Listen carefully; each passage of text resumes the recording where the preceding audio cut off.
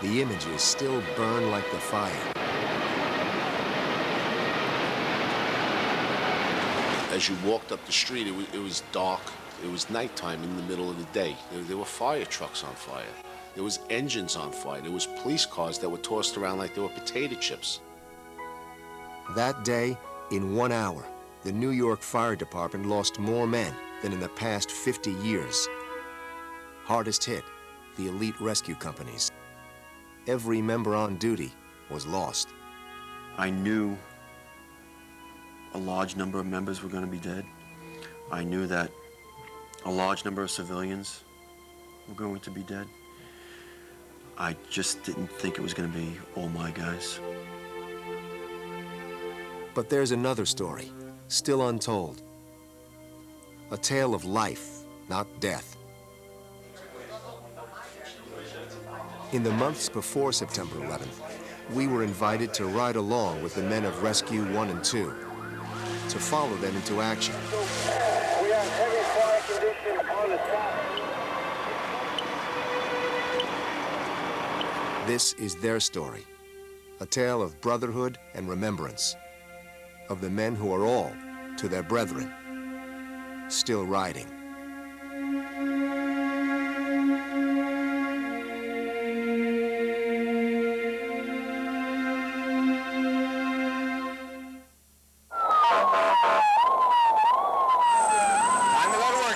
They're called the Firemen's Firemen, the rescue companies, the special forces of the New York Fire Department. Every fireman responds to alarms, but these men are different. Each is a veteran, each hand-picked. And when the worst emergencies come along, these guys get the call. Sounds like a bad one. We're going to go with 5819 4th Avenue. In the months before 9/11, their story was just beginning. Oh, no, we'll be there in a few seconds. On this winter morning, Rescue 2 responds to the call, 1075, working fire in progress. At the scene, a man reports his mother is still trapped upstairs.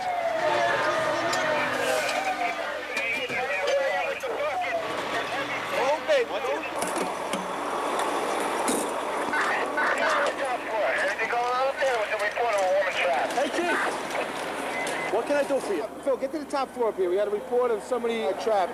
Folks up top. Outside, the six-man team splits up. We got heavy fire out there, real two windows, guys. Irons spring the door. Johnny, you gotta give me one more shot, baby. All right. I'm trying to control the door. The vent man gets a hole to air out the fumes. Top priority, find the woman in a building filling with smoke.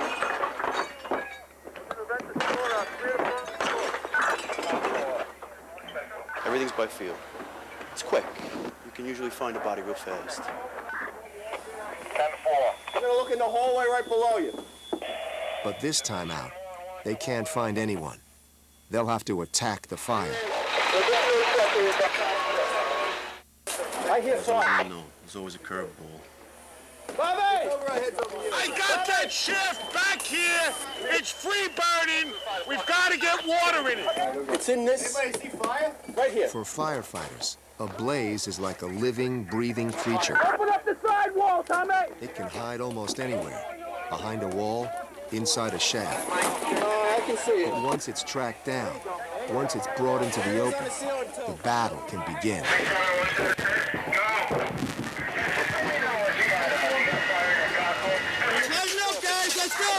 An engine company arrives with the hoses.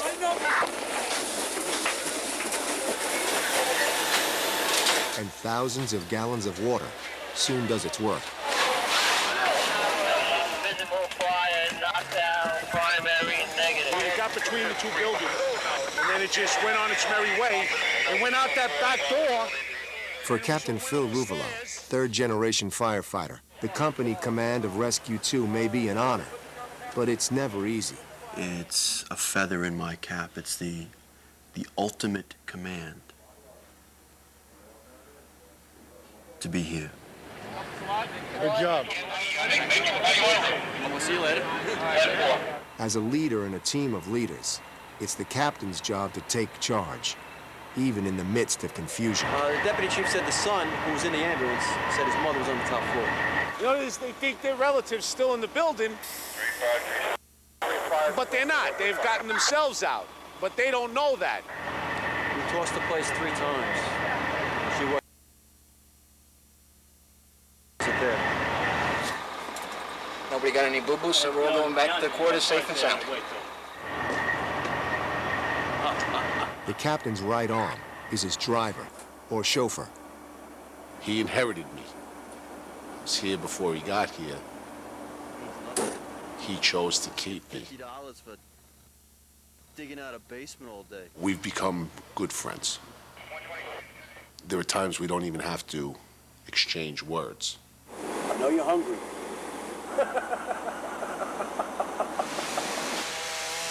Started in 1915, the rescue companies were given the unique task of saving not just civilians, but brother firefighters too. Lincoln, get his head. Our most important job, our #1 job, is to make sure that other firemen who might get in trouble get safely out of the building. It shows time and time again where there is a fireman hurt, you know, we'll drop everything and go right to the fireman. It was Ray Downey, one of the most decorated firemen in New York history, who turned the rescue units into the highly trained squads of today, the commandos of the New York Fire Department, responding whenever, wherever. Plane crash, boat sinking. All hell breaks loose. I think you got acetylene below you, Billy. Underwater, under a train, or on top of a skyscraper. Did you get the line up there? We get young guys, we get older guys. But one thing that they all have in common is heart and balls. Everything else we could teach you. Across the river in Manhattan, another rescue company is gearing up for work. In the heart of Midtown, an urgent call. 2 workers are dangling off a scaffold on the side of a skyscraper. Rescue 1, 3rd and 5-5 on the way. Man hanging from scaffold.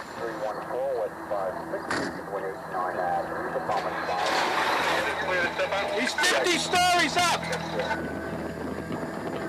Manhattan delivers a challenge unlike any other. Potholes and high-rises, and monster traffic jams.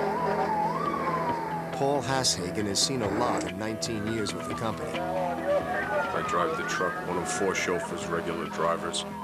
Cross downs always work. Get off the road! And I have the honor of driving the captain. Hey, guys! Yeah! You hear that? There's a guy out the window on the aerial ladder, maybe from a truck! My grandfather was a firefighter. And when I was a youngster, I got a few model fire trucks, and one of them was a rescue truck. And I asked him what that truck did. He says they rescue firemen. Let's help a little bit here. And I kind of knew right then what I wanted to do.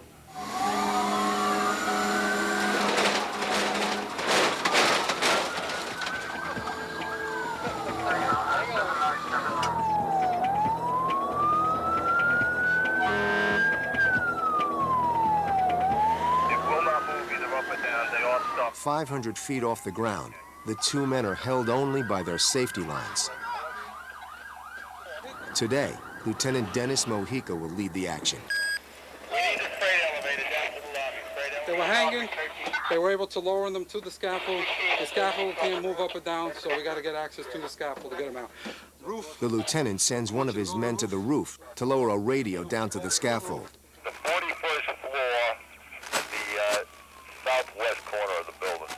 Just make sure they have 2 safety lines on these guys, and then tell them to hold off, don't do anything else. At the windows where the scaffold is yet? Can you hear me out there, guy? Come on. What's your name? Jimmy. Jimmy. All right, listen, we're taking out the glass now. We're waiting for them to clear the street, make sure nothing falls outside or out into the street below us. Once it's clear, they'll give you a little slack on the roof, and then we'll just guide you guys in. Everybody's okay? Nobody's got any kind of medical attention that they need taken care of? No, just my pride. Just your pride? We can help you with that.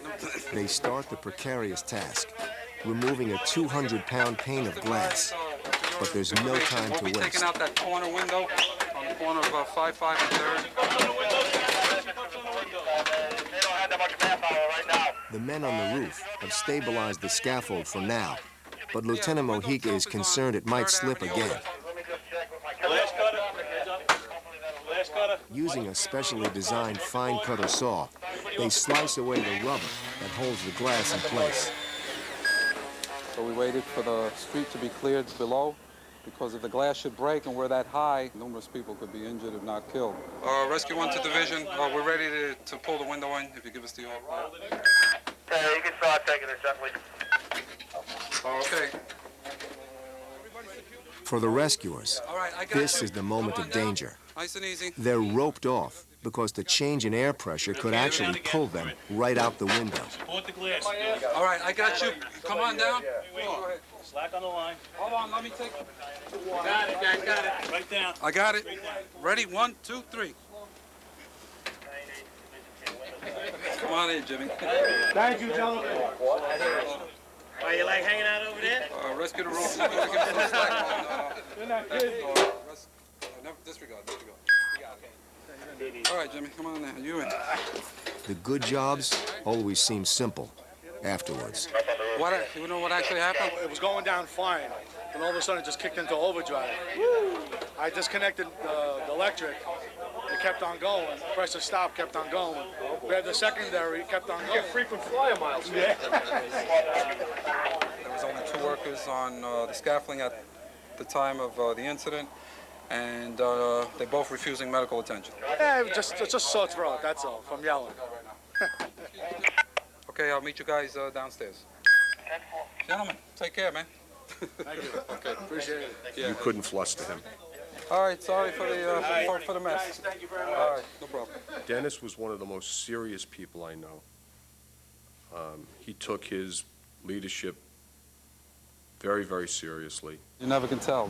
That's what makes it so exciting. It could be a quiet day, quiet night, or all hell can break loose, and you could be running around, for the rest of the day or the rest of the night. For the men of the rescue companies, all hell would be breaking loose in a matter of months. Down slow. From broken bones to collapsed buildings, what sets the rescue companies apart is experience. They're encyclopedias of firefighting, and they need to be in a city that can throw almost anything at them. Well, it's an amazing city, and any way anybody can get themselves stuck in something or stuck under something or fall into something or have something fall onto them, then they call us. 1084, we have a construction worker injured. He's being lowered by crane. At a construction site, a worker has fallen onto a steel bar. Responding to the call, the man who sets the standard for Rescue 1, Company Commander Terry Hatton. We got an abdomen injury, guys. Give me a occlusive dressing, all right? Got it still in there? All right. O2, please, gentlemen. O2. All right, John, keep your hands there. Give me your occlusive dressing here, guys. Let's watch for the puncture wound. All right? We're going to just put this on to help you breathe, all right, to make you feel a little bit better, all right? All right, after we get the occlusive dressing on him, let's get him on the board and do a further assessment, all right?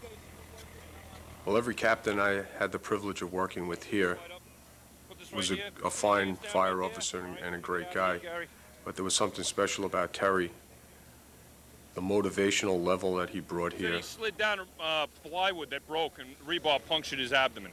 There's no impalement, all right? We have an occlusive dressing on it. He's conscious, and we're getting vitals on him now. Not only was he the man for the job, but you could tell that it wasn't 40 hours a week with Terry. It was his life. There's no WMF article before you come on the job about add-ons on roofs. He was a scholar when it came to fires. He wanted to figure out everything he could about each individual fire and what we could do to prepare ourselves for anything that could happen. Pop the glass. From the Soho rooftops to the Chelsea warehouses, Hatton would drill his Rescue 1 members again and again. Captain Hatton was FDNY 24/7. He was probably the most intense person I've ever met in my life. Because if you stick your head in here and a fireball rolls up the stairs, you're going to get cooked. So if you do your leg or your tool, what do I got here? Okay, turtle up. Nobody's going to do this unless they turtle up. Everything, every aspect of this job and what we do as rescue firefighters, he was well versed in. He knew everything about the tools. He knew a tremendous amount of information. Look at your egress. Can you very easily get on the roof of this and be out of the game? Safe. 2, here it is. everybody go to 2. Everybody go to exposure 2. 1 east, 1 8 power. And when the guy's going the wrong way, grab him. Say, you're going the wrong way. This is the way off the roof. And we're the last guys off the roof. And this way you can confirm that everybody's off. Because somebody's going to ask you, is everybody off the roof? He was a cosmopolitan kind of guy. He knew all about Manhattan. And I had been driving Rescue 1 for quite a long time. And I had been in the company, I guess, 16 years or so before he got here. And I thought I knew the city pretty well. And we'd take off, and he would tell me back routes to take that I never would have thought of. He read the New York Times in the financial areas, not for what the stocks were doing, but what the financial aspects of the city was doing to the building construction. He studied every facet of the city as it related to firefighting, and I don't think he missed a trick. Stay down. Stay down. He told me once, anytime we go to an operation, you treat whoever's involved, trapped, injured, dying, dead, like they're your family. And that's the way we operate.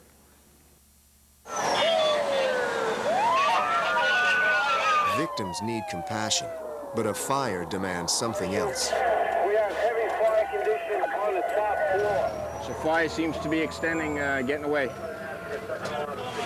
In a job where each day brings new risks, firefighters prize what they call being aggressive.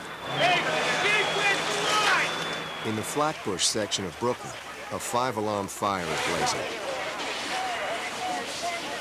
A van parked between 2 houses has ignited. The flames have spread to both homes. And once again, Make the move. Rescue 2 steps into the inferno. An easy way to describe it, close your eyes, turn the oven on to about 500 degrees, wait till it warms up, and then open the oven. The blast of heat that you feel is really our work environment. Everything up there is plywood. This entire attic is plywood. You gotta find a stand going up to the attic. You're in unfamiliar territory. You really don't know what you're in because it's not your house, it's not your apartment. You might be getting somebody trapped in the rear, and you got to get to the rear. But it's sort of like going into a maze because, you know, where is the rear? You get tunnel vision. Things start narrowing in. Is that you, Mark? You're just concentrating. Everything is narrowed down to what's going on between your 2 hands. We're making no headway here whatsoever. An unchecked fire doubles in intensity every 30 seconds until there's nothing left to burn. In a wood frame building, that doesn't leave much time. You know, you try to stay calm and use your head and use your instincts. Your heart's pumping and your mind's racing. Mark, is there a floor in the shaft? And the adrenaline's going on top of everything else. Your back might have been hurting 20 minutes before, but right now, you can lift 400 pounds. It's on the rear, all right? It is really hot. How hot is it? Is it getting hotter? You know, that's telling you something. You're hearing crackling, okay? You know, it's over here, as opposed to hearing, you know, a roaring sound like a train coming. Uh-oh.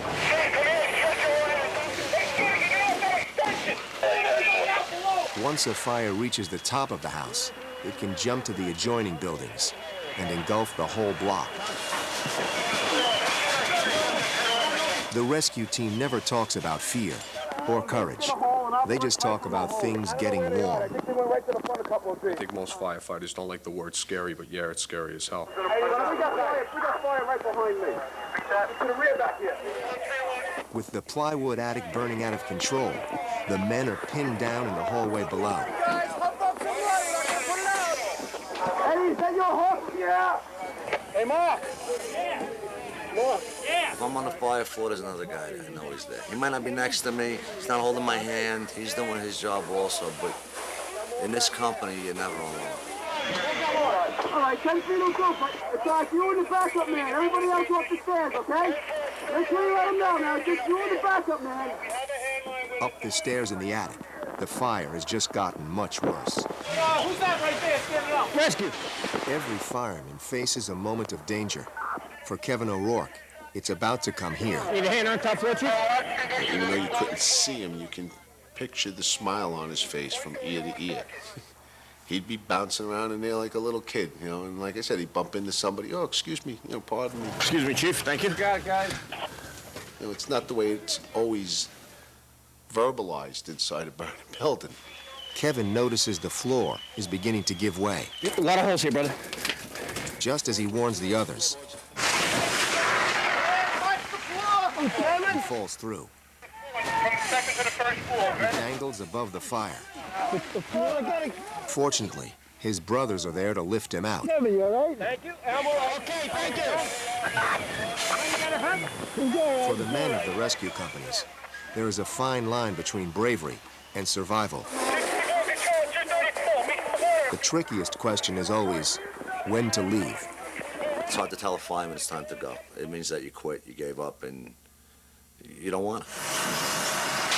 It's your responsibility to make sure, as a captain, that they're not risking their lives for naught. But this time out, Captain RUVOLO will take that risk. He decides it's not quite time to go. Hey, bring the line in now! Rescue 2 makes one last push, breaking through into the attic to confront the blaze.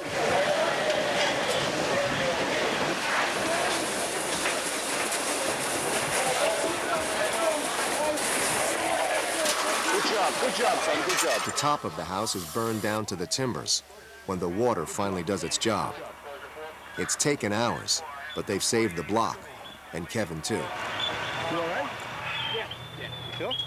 You sure? Yeah.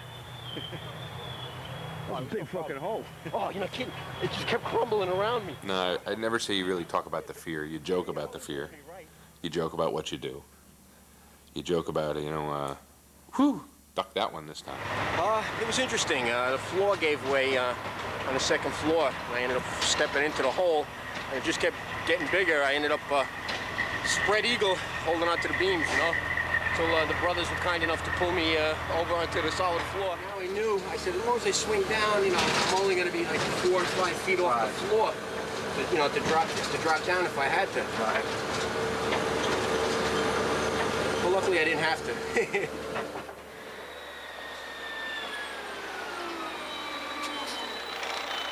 At the end of the day, when the work is done, the men come back to the firehouse.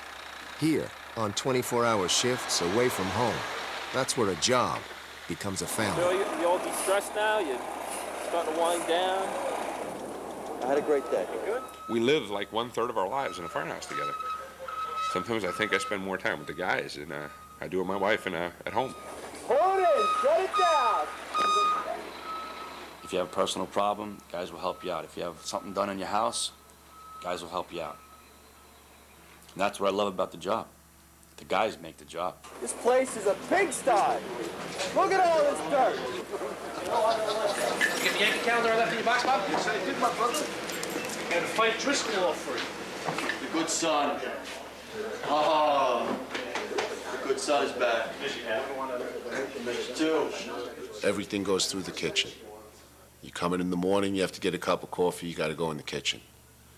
You come in the afternoon, you have to find out what was going on that day, got to go in the kitchen. We could have easily put it on a grip hoist. All the ball breaking goes on in the kitchen. Why is the good son the good son? All right, without me saying a word. When you sit down in the kitchen, you're up for grabs. It doesn't matter if you're the new kid or the senior man. It's a great equalizer. Does it the third? It's where justice gets meted out. Strike three! It's the center of the firehouse universe. We talk about the jobs that scare the crap out of you. How much fire was behind you? How much fire was in front of you? Where's the basement? I think I'm going into the basement. No, you're on the first floor. Maybe I could have pressed a little bit further on that one. This was an interesting Maybe I should have job, held back a little bit more on that. On the hill. It's how the young kids hone their craft. They listen to them. Everybody else talking. Right there, about 8 to 10 seconds. I think the doors stay open before they close. Fire's in the lobby. It's not in the books. It's not in the books. Come on, you can't ask that. Just say it. Everything is held in tremendous irreverence to the delight of all. Everybody stay up top. HVAC system's on. Stay safe. What? So you're down in the dumps, come in the kitchen and get hammered for a while by guys you really love, and and then you understand. And then it's, you know, everything's all right. There's some things we see in life that normal people should never see. The one place I always want to be after that is in the kitchen. The kitchen's a great place to forget what's really haunting you. You are a brother to each other. It's proved to you on a daily basis, and you prove it to the other guys on a daily basis, that I can be trusted with your life, and I trust mine to you. These guys are gonna die for me if they have to. They're gonna, one way or another, they're coming for me. We don't always like each other, but there is a love there, and it's always gonna be there. I mean, if you're willing to risk your life for another man, you better love him a little bit.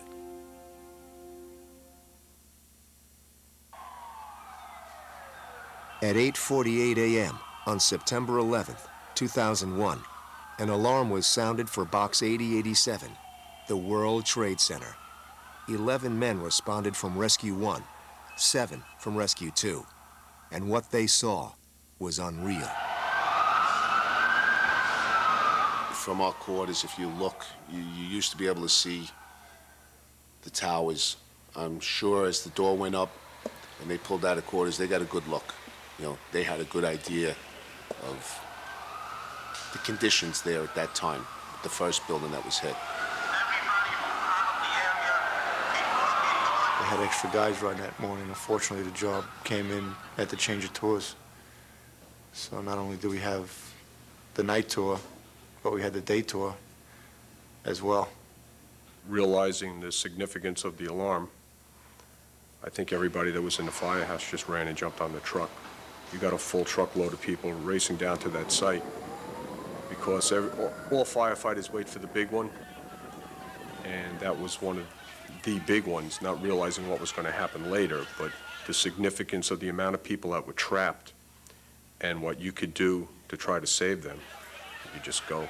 You go because you know you're supposed to go, and you know that that's what you know how to do. This was the Super Bowl fire. This is the big one. They responded through the Brooklyn Battery Tunnel. They were able to get out of the tunnel and pull up onto West Street, and when they made that turn, you know, they saw the tower burning the way it was. But one of the commissioners who was responding in through the tunnel walked up with them to the building. She's told us that the guys were, you know, joking around, you know, laughing, giggling. Even though you might be busting each other's chops, the seriousness of the situation was obviously in every guy's mind.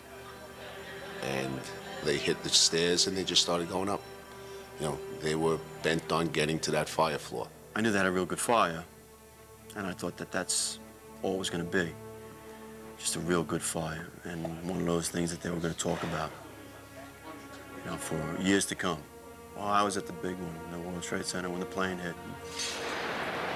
As I watched and the second plane hit, I realized this was an act of terrorism, and I took off.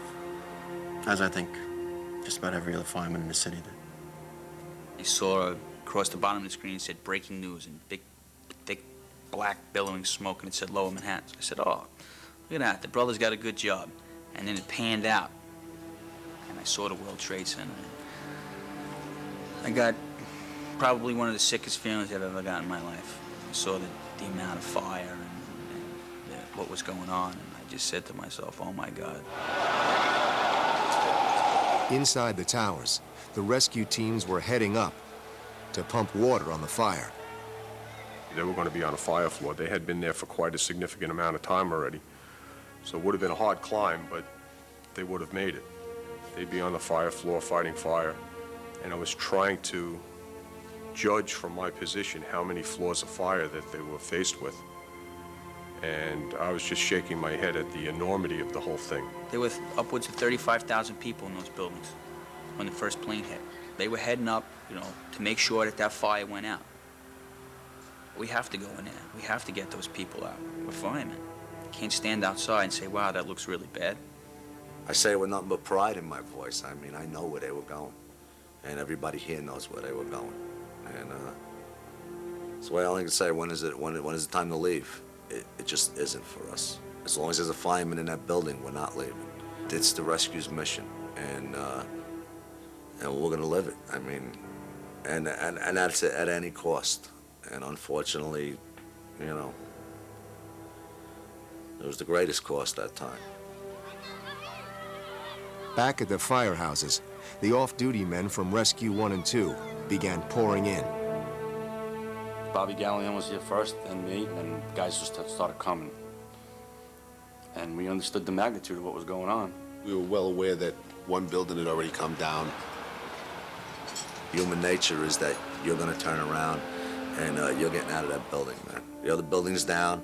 It's just a matter of time for you. When yours is coming down, you already know the other building's down. It's not a secret. They never turned around. And if you're ever gonna get scared, yeah. You know what? That's total fear right there. But you also know that you signed on for this deal, you know what I mean? There's firemen in trouble, and you're going. And you hope for the best, but you keep climbing. Chief Downey was there from Special Operations. I remember saying to him, Chief, you know, I know you're really busy, but we're here. We got 3 guys from Rescue 1 here. If there's anything we can do for you immediately. And he just shook his head and he says, right now, we think we're missing about 200 guys. So I want you to stand on that corner right there. And as soon as I can use him, I'm gonna put you to work. He just walked off into the cloud. You know, it was very calm, cool and collected as he always was. I don't know if I've ever been to an operation like this, but he went off. He said he would come back for us, and he never came back. Those chiefs, they didn't leave. They had men in the building, and they wouldn't leave without him. And they had time to get out, but they wouldn't leave their men. The rest of the off-duty men hurried to the World Trade Center any way they could. We were able to commandeer a city bus that happened to be riding down the block. The bus driver was good enough to ask the other passengers on the bus to get off, and she got us to within a block and a half of the Trade Center. And on the way, the building collapsed.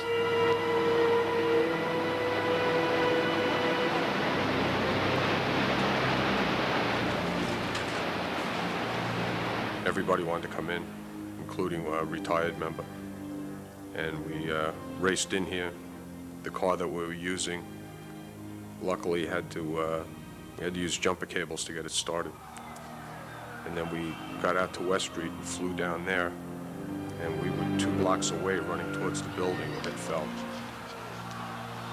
If the car would have started right away, there'd be 5 more guys from Rescue 1 buried down there.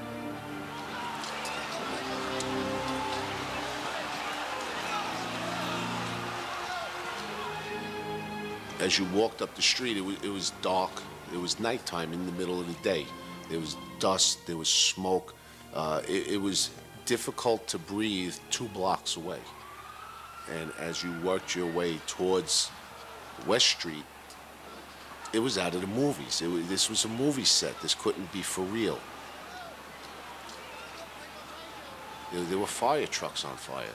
There was engines on fire. There was police cars that were tossed around like they were potato chips. There was ambulances that were crushed. The private cars flattened like pancakes. And this is just still 2 blocks out. And just buildings on fire all over the place. It just, there's nothing that you've ever done in your life that could prepare you for what you saw when you turned the corner and actually got a look at what was there or what wasn't there.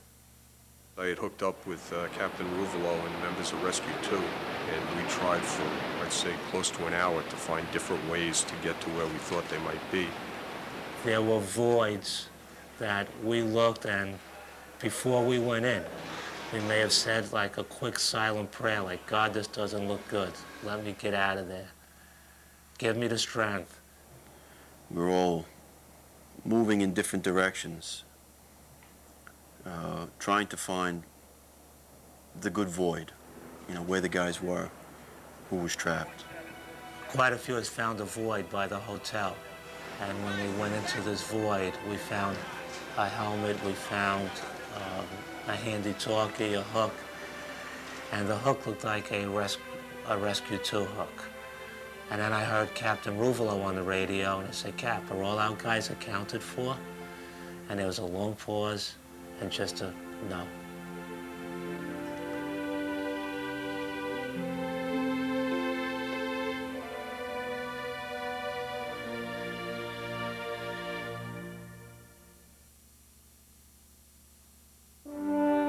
After September 11th, the lives were counted. In all, firefighters helped save some 30,000 civilians, but 343 of their own men were lost.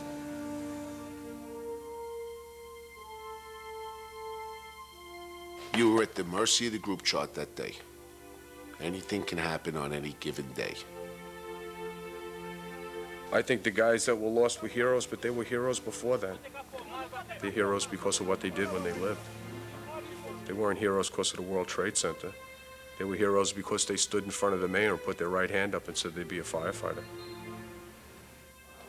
I lost 23 years worth of best friends. Guys I was at their wedding with, guys I broke in with, guys I shared laughs with in the back room.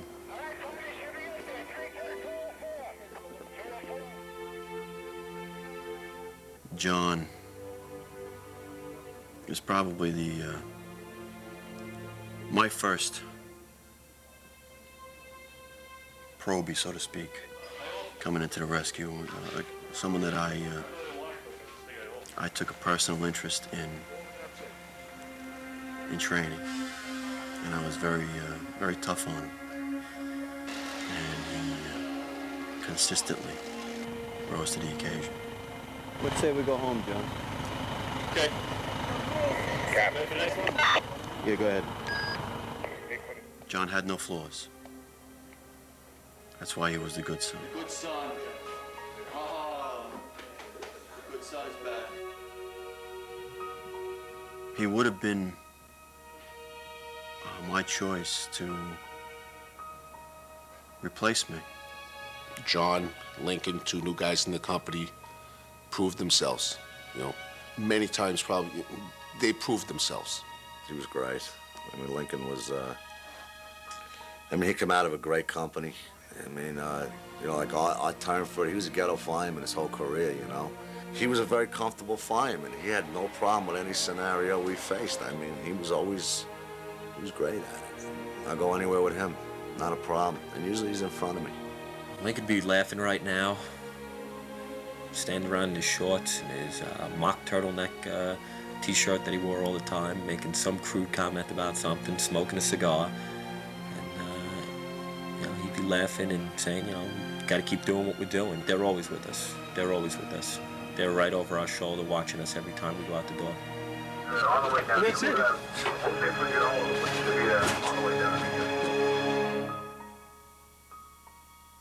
Everyone here will tell you he's not a hero.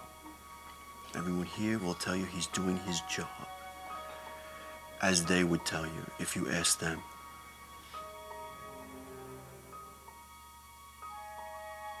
Oh, Kevin and I were friends for about 12 years. We had worked together in Squad 1. We have a fire one day. As we go up the stairs, the engine company is rolling down the stairs. The ceilings collapsed. The engine company officer looks up and he says, "One of my men is upstairs." We start to go up. I got on the radio. Kevin had the roof. I said, "Kevin, I need a hole." Kevin knew that the life of a fireman was dependent on getting a hole. He put on his mask,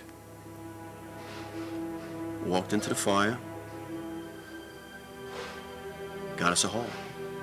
And in the process, his light melted off of him. His face piece started to melt to his face. His coat burnt to a crisp. And he never once stopped until the hole was there. In our estimation, if Kevin didn't get that roof opened up when he did, that nozzle team and the guy on the nozzle probably would have died. So he, directly saved that guy's life. And, never once did Kevin mention that. He's a tough guy. Very aggressive, very knowledgeable, very good at what he did. You cannot replace those 7 men in this company, the 343 altogether. They cannot be replaced. They will not be replaced. They'll always be remembered. You replace a broken window. You don't replace a man. Ray Downey. If Ray walked into a room, or an emergency, or a fire, he was in command without saying a word. 40 years of experience, a demeanor that made you watch him. When God speaks, you listen. He was called God. Never to his face, always behind his back. But I'm sure he was aware of it. And he'd probably chuckle and then continue doing what it is he does. Okay, I'll meet you guys downstairs. Gentlemen, take care, man. Thank you. Okay, appreciate it. Dennis was a real good friend. He was an easy man to talk to. We often had very lengthy conversations about things not even related to the job, about our private lives. And I miss not being able to talk to him anymore. Because somebody's going to ask you, is everybody off the roof? Yeah. All right? Captain Hatton will always be, in some regard, the captain of Rescue 1 for all of us that had the privilege of working with him. But there's no doubt in my mind that the members that were fortunate enough to work with him will maintain that intensity, that level of dedication, and pass that to the new generation. I would like to have seen Terry have more time to get a few more things in place. He certainly had a large vision of what he wanted, and he had made a life's work of studying this. He got a lot done in the short time he was with us, and he affected us all. And it's tough, it really is tough. But Terry would be the first one to say, we got to go on. We can't sit around crying about this. You cry on your off hours, go to work, we got stuff to do. People count on us. There's a lot of people out there, and they count on us to come take care of their problems.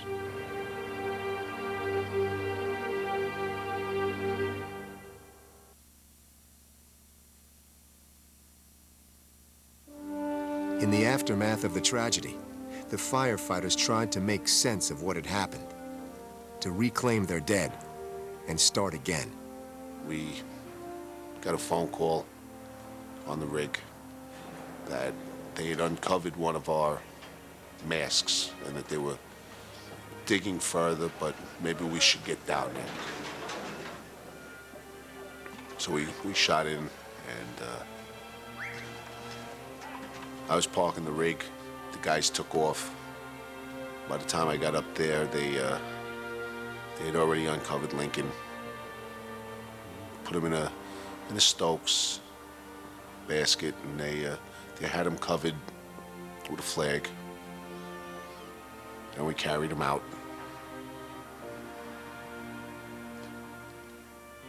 We went back in, and in the same area, we were fortunate that we were able to find Kevin. Took a while to free him up. Same thing, got him into a Stokes, covered him with a flag. Minister, priest, I'm not sure which it was, but it was a man of the cloth, gave a blessing, and we were able to bring them home.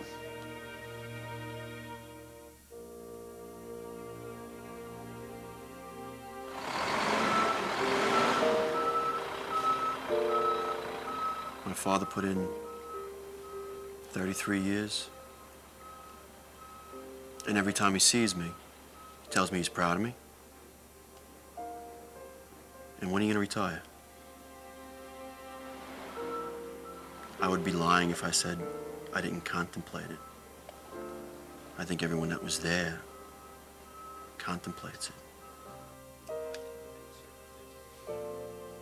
I know that this takes a tremendous toll on my family and every family. I tell them I'm good at what I do. I tell them that I make a difference.